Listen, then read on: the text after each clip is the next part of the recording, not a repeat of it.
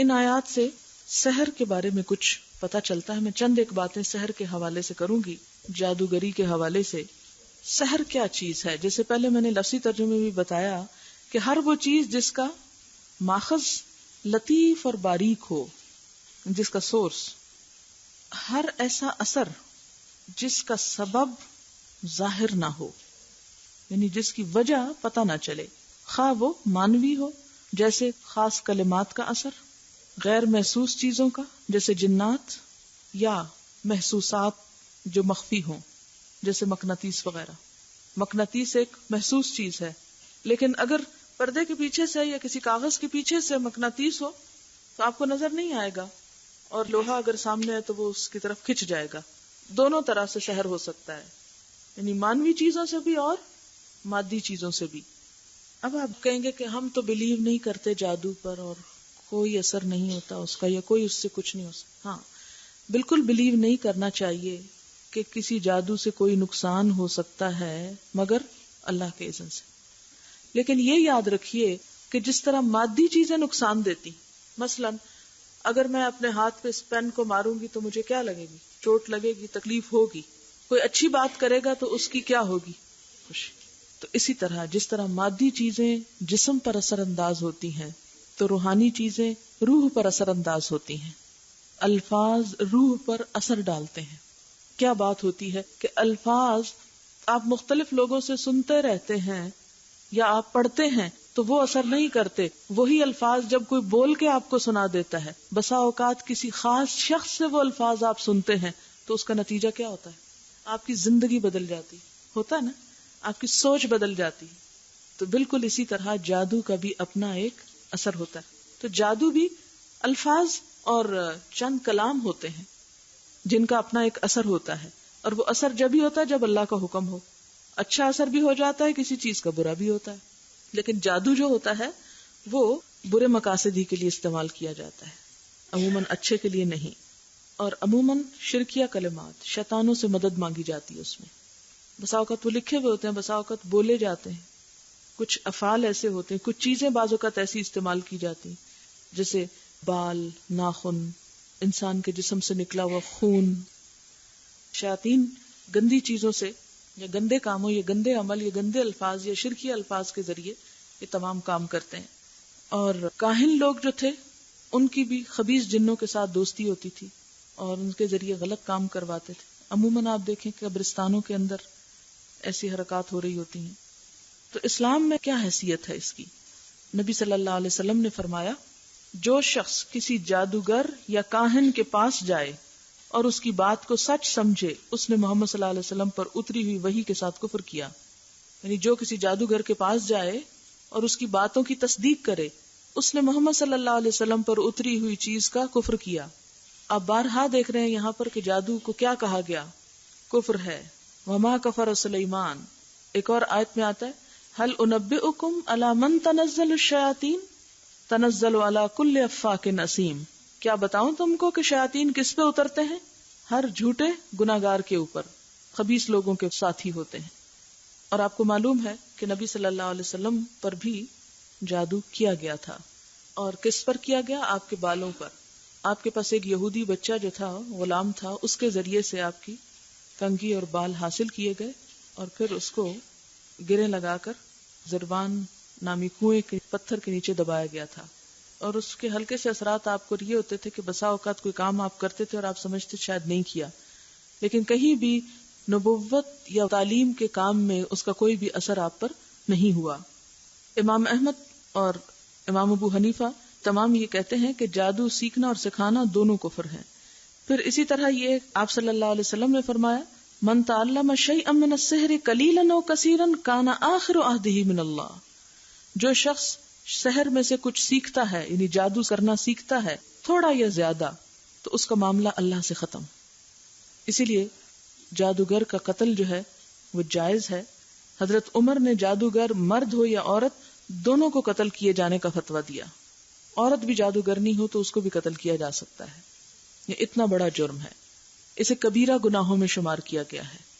پہلی بات تو یہ ہے کہ معاشرے کے اندر یہ شر ہمیشہ سے موجود رہا ہے، لیکن کبھی بھی انسان کو ان چیزوں سے خوف زدہ نہیں ہونا چاہیے. قرآن پاک میں آتا ہے وَلَا يُفْلِحُ السَّاحِرُ حَيْثُ أَتَى، جادوگر جہاں سے بھی ہے وہ کامیاب نہیں ہو سکتا. یعنی جادو کے بل پہ کوئی بہت بڑے مارکے نہیں انجام دیے جا سکتے. اس کے لیے دو کام ہیں. ایک تو یہ کہ انسان پہلے سے ہی اللہ کی پناہ میں رہے، ایسی دعائیں پڑھتا رہے کہ جس سے کسی کے شر کا کوئی اثر نہ ہو. اور اسی لیے یہ صبح شام کی دعائیں اس کے لیے بہت مفید ہیں. سورۃ البقرہ کے بارے میں آتا ہے حدیث میں، صحیح مسلم کی حدیث ہے کہ جادوگر کا وار جو ہے اس پر اثر نہیں کرتا. سورۃ بقرہ کی پہلی اور آخری آیات کے بارے میں آپ نے پڑھا کہ جس گھر میں پڑھی جاتی وہاں سے شیطان جو ہے بھاگ جاتا ہے. شیطانوں کے اثر سے یہ کام ہوتا ہے نا، پھر شر نہیں ہو سکتا. پھر اسی طرح یہ ہے کہ آپ صلی اللہ علیہ وسلم نے کچھ کلمات سکھائے ہیں جن میں معوذتین ہیں. آپ کو معلوم ہے کہ جب آپ نے وہ نکلوایا جادو، وہ جو کچھ دبایا گیا تھا تو اس میں وہ گریں لگی ہوئی تھی، تو آپ ایک ایک آیت پڑھتے جا رہے تھے اور گرہ کھولتے جا رہے تھے. اچھا، گرے لگا کر کچھ پڑھنا بھی جادو کا حصہ ہے. بسا اوقات لوگ ایسے نسخے بتاتے ہیں کہ اچھا فلاں کلام پڑھ لو اور گرہ لگاتے جاؤ، کبھی بھی نہیں لگانی چاہیے، یہ بھی غلط کام ہے. تو ایک تو ہے معوذتین یعنی کل ہے، تو انسان پہلے ہی ان چیزوں کو پڑھتا رہے تو کوئی ایسی چیز اثر نہیں کرتی. لیکن اگر خدا نخواستہ کوئی تکلیف انسان کو ہو جائے، ایسی کوئی بیماری جس کی کوئی وجہ سمجھ میں نہ آئے، یا ایسی کوئی تکلیف کہ جس کا سبب معلوم نہ ہو، کیونکہ سحر کی اصل تعریف کیا ہے؟ ایسا اثر جس کا سبب معلوم نہ ہو، یعنی انہونی بات، ان نیچرل، انفیملیئر قسم کی چیزیں انسان کے زندگی میں نظر آئیں، تو اس کے لیے پھر انسان کیا کرے؟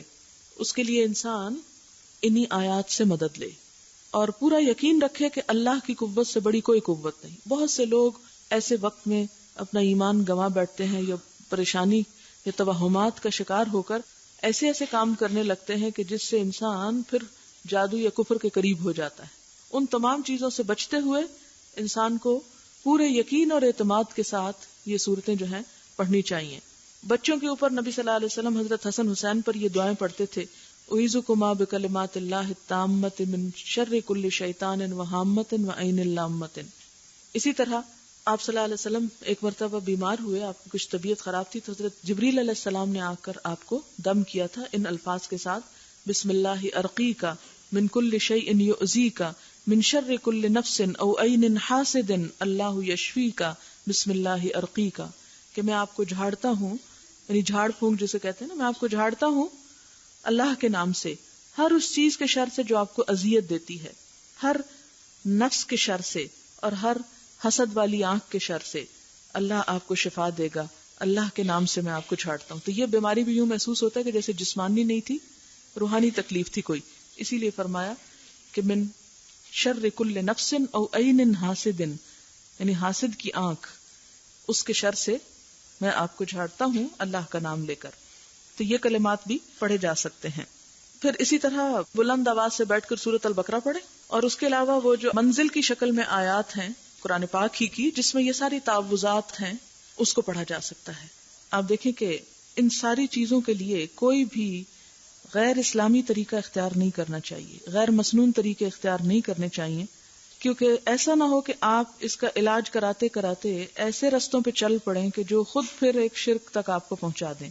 آپ صلی اللہ علیہ وسلم نے فرمایا جس نے علم نجوم کا کچھ حصہ حاصل کیا تو گویا اس نے اتنا جادو سیکھ لیا، اور جس قدر وہ سیکھتا جائے گا اتنا ہی اس کی وجہ سے اس کے گناہ میں اضافہ ہوتا جائے گا. تو گویا علم نجوم سے بھی یہاں بچنے کی تلقین کی گئی ہے. فرمایا جو شخص گرہ دیتے ہوئے پھونک مارے اس نے جادو کیا، اور فرمایا کہ جو جادو کرے اس نے شرک کیا. ان تمام چیزوں کے لیے سب سے بہترین حال یہ ہے کہ یہ جو دعائیں ہم پڑھتے ہیں ان کو پڑھتے رہیں، اور کوئی پوچھے تو اسی قسم کی چیز اس کو بتائیں. اور اگر وہ یہ کہے کہ میں نہیں مانتا یا مجھے اس کا اثر نہیں، تو پھر دیکھیں اس کی زندگی میں غلط کام کیا ہے. ایک چھوٹی سی مثال آپ کو دیتی ہوں. ایک کتاب ریسنٹلی چھپی ہے، اس کتاب میں ایک واقعہ ہے، اور واقعہ یہ کہ ایک شخص تھے، ان کے پاس کوئی اپنا مسئلہ لے کر آیا، اور مسئلہ یہ تھا کہ میرے گھر میں 2 بچے پیدا ہوئے اور جھولے میں تھے کہ ان کا خود سے خود ختنہ ہو گیا، اور ایک تو اتنا بلیڈ کیا بچہ کہ وہ اس کی ڈیتھ ہو گئی، اور دوسرا جو ہے بمشکل بچا. اور اسی طرح ان یوزول قسم کے واقعات گھر میں پیش آ رہے تھے. مثلا مجھ سے خود ایک خاتون نے کہا کہ ہم کپڑے دھونے کے لیے مشین میں ڈالتے ہیں تو نکالتے ہیں تو کٹ پڑے ہوئے ہوتے ہیں، بسا اوقات بستر جلا ہوا ہوتا ہے. یعنی ان یوزول قسم کے واقعات گھر میں جن کو آپ اور کچھ اس کی توجیہ کر ہی نہیں سکتے تو ایسے واقعات پیش آتے. تو انہوں نے کہا کہ اچھا تم یہ بتاؤ کہ تمہارے گھر میں کتا تو نہیں؟ کہنے لگا نہیں کتا نہیں. کہا کوئی تصویر تو نہیں لٹکی ہوئی؟ کہا نہیں تصویر بھی نہیں. کہا نماز پڑھتے ہیں؟ کہتے ہیں ہاں نماز بھی پڑھتے ہیں. اچھا یہ بتاؤ کہ تمہاری عورتیں جو ہیں وہ سر ڈھکتی ہیں؟ انہوں نے کہا کہ نہیں پردے کی کوئی خاص پابندی نہیں کرتی. تو انہوں نے کہا کہ اچھا تم ان چیزوں کی پابندی شروع کرو. اس نے کچھ اعمال ان کو بتائے اور کہا کہ اب اگر گھر میں کوئی واقعہ ہونے لگے تو تم بلند آواز سے کہہ دینا کہ وہ 4 چیزیں نہیں ہیں تم چلے جاؤ, اور دروازے پہ لکھ کر بھی لگا دو گھر کے کہ وہ 4 چیزیں نہیں ہیں تم چلے جاؤ یہاں سے. وہ واپس چلے گئے. واپس جا کر جب گھر میں اسی قسم کا ہنگامہ ہونے لگا تو انہوں نے اسی طرح بلند آواز سے کہا کہ وہ 4 چیزیں نہیں ہیں تم چلے جاؤ, اور وہ جنات چلے گئے. پھر وہ واپس آئے ان کے پاس جنہوں نے انہیں یہ نسخہ بتایا تھا. تو انہوں نے کہا کہ بھئی وہ کیا تھی 4 چیزیں جو آپ نے کہا تھا؟ تو انہوں نے کہا تھا کہ میں نے تم سے پوچھا تھا کہ تمہارے گھر میں کتا ہے یا تصویر ہے, نماز پڑھتے ہو, یا یہ کہ تمہاری خواتین سر ڈھکتی ہیں.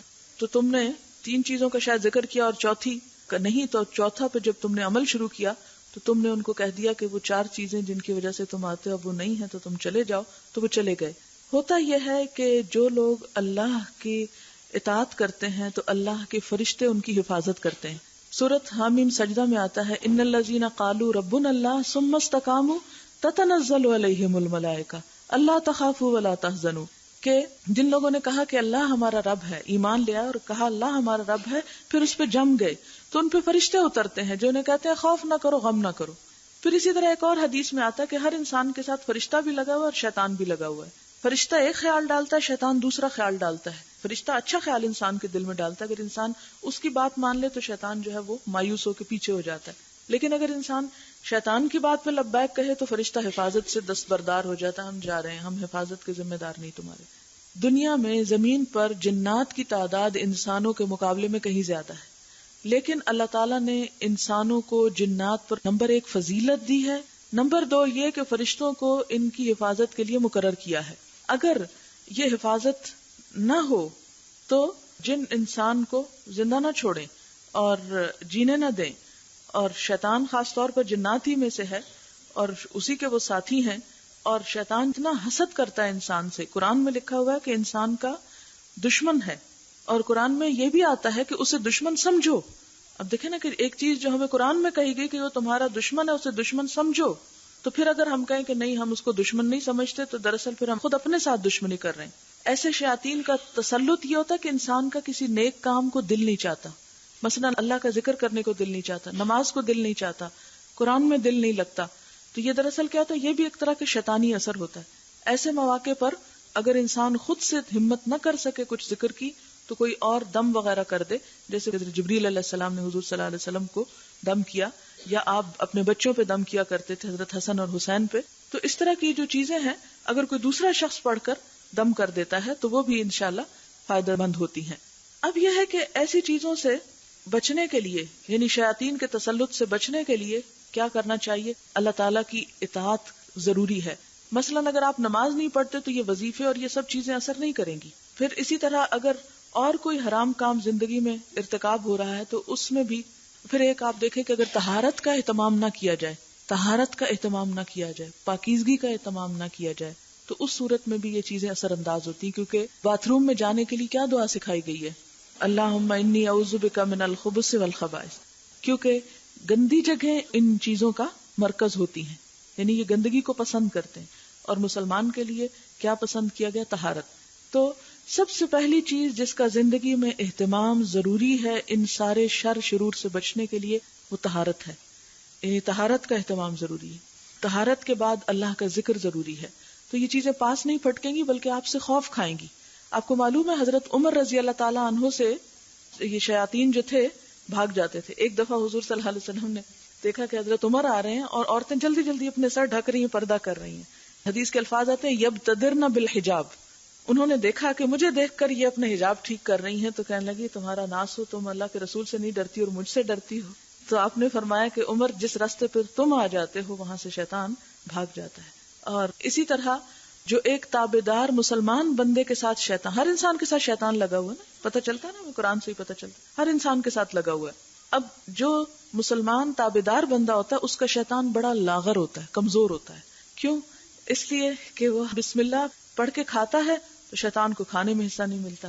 بسم اللہ پڑھ کر گھر میں داخل ہوتا ہے تو اس کو وہاں سے بھاگنا پڑتا، تو ہر وقت ستایا رہتا ہے، مصیبت میں رہتا ہے. لیکن جو شخص اللہ کا نافرمان ہوتا ہے اور ذکر وغیرہ سے اس کا کوئی تعلق نہیں ہوتا تو اس کا ایمان کمزور ہو جاتا ہے اور اس کا شیطان خوب طاقتور ہو جاتا ہے اور وہ خوب اپنا تسلط جو ہے جماتا ہے. قرآن میں آتا ہے من یعش عن ذکر الرحمن نقیض له شیطانا فهو له قرین، کہ جو شخص رحمان کے ذکر سے غفلت برتتا ہے ہم کیا کرتے ہیں، اس پر ایک شیطان مسلط کر دیتے ہیں. نقیض له شیطانا فهو له قرین، تو وہ شیطان اس کا دوست بن جاتا ہے اور ہر وقت اس کے ساتھ رہتا ہے اور اس کو خیر اور بھلائی کی طرف آنے سے باز رکھتا ہے. پھر اسی طرح یہ ہے کہ سورۃ الشعراء کے آخر میں آتا ہے، سورۃ الشعراء 19 پارے میں ہے، آیت نمبر ہے 210، وما تنزلت به الشیاطین، کہ نبی صلی اللہ علیہ وسلم پر شیطان نہیں اترتے، وما ينبغي لهم، اور ان کو زیب بھی نہیں دیتا. کہاں شیطان کی باتیں اور کہاں قرآن کی باتیں. وما يستطيعون، اور وہ استطاعت بھی نہیں رکھتے. یعنی جو شخص اللہ کا ذکر کرتا ہے، اللہ سے تعلق رکھتا ہے، تو شیطان اس کے پاس پھٹکنے سے بھی گھبراتے ہیں. اچھا پھر فرمائے انہم عن السمع لمعزولون، وہ تو وحی کی بات سننے سے بھی معزول کر دیے گئے ہیں، یعنی آسمانوں پہ جاتے تھے نا تو ان کے پیچھے وہ اترتے تھے. اچھا پھر آگے یہ آیتیں چند ایک چھوڑ کر پھر آیت آ جاتی ہے 221 اسی سورۃ شعراء کی، هل انبئکم علی من تنزل الشیاطین، کیا میں بتاؤں تم کو کہ شیطان کس شخص پر اترتے ہیں، کس پہ تسلط کرتے ہیں، کس پہ پکڑ رکھتے ہیں. علی من تنزل الشیاطین، کون شیطان کے گھیرے میں ہوتا ہے. تنزل اترتے ہیں، علی کل افاک اثیم، ہر جھوٹے گناہگار پر. یعنی جو شخص بہت جھوٹا ہو اس پہ شیطان کا غلبہ ہوتا ہے. اور اسیم گناہگار، گناہگار کیا ہے، جیسے اللہ کے فرائض سے غفلت، مثلا نماز نہ پڑھنا، روزہ نہ رکھنا اور اسی طرح کے. اسم کس کو کہتے ہیں، جان بوجھ کر، یعنی ایک کام آپ کر سکتے ہیں. آسمہ وہ اونٹنی ہوتی ہے نا جو جان بوجھ کے پیچھے رہتی ہے حالانکہ وہ چل سکتی. تو اسم گناہ ہوتا ہے کہ انسان ایک کام کر سکتا ہے لیکن جان بوجھ کر نہیں کرتا. یلقون السمع واکثرهم کاذبون والشعراء یتبعهم الغاوون الم تر انہم فی کل واد یہیمون وانہم یقولون ما لا یفعلون. آخری بات یہ ہے کہ شیطان کے لیے وہ دن انتہائی رونے پیٹنے کا ہوتا ہے جس دن عرفہ کا دن ہوتا ہے. عرفہ کی رات سے ہی وہ بین کرتا ہے، چیختا ہے، چلاتا ہے.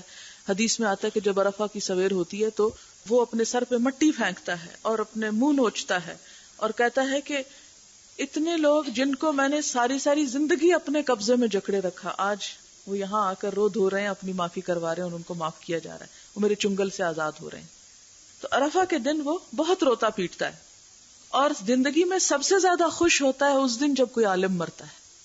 جس دن کسی عالم کی موت ہوتی ہے وہ دن شیطان کے لیے انتہائی خوشی کا ہوتا ہے کہ اب میرے چنگل سے بچنے والے اور لوگوں کو بچانے والے جا رہے ہیں.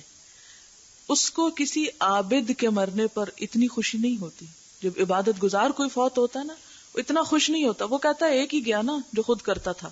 لیکن جب کوئی عالم مرتا ہے تو وہ بہت زیادہ خوش ہوتا ہے. اسی طرح جیسے ایک اور روایت میں آتا ہے نا کہ ایک عالم جو ہے وہ کئی عابدوں پر بھاری ہوتا ہے، تو اسی وجہ سے شیطان جو ہے خوش ہوتا ہے. جادو جو شر کے لیے ہوتا ہے اور جس میں غیر اللہ سے مدد مانگی جاتی ہے اسی کا نام کفر ہے. لیکن جس میں غیر اللہ سے مدد نہ مانگی جائے لیکن غلط طریقہ اختیار کیا، جیسے گرہ لگائی جائے تو خواہ وہ اچھے کام کے لیے لگائی جائے وہ درست نہیں ہے. ایسا کرنا گناہ کبیرہ میں سے ہے. وآخر دعوانا ان الحمدللہ رب العالمین. سبحانک اللہم وبحمدک نشہد ان لا الہ الا انت نستغفرک ونتوب الیک. والسلام علیکم ورحمۃ اللہ وبرکاتہ.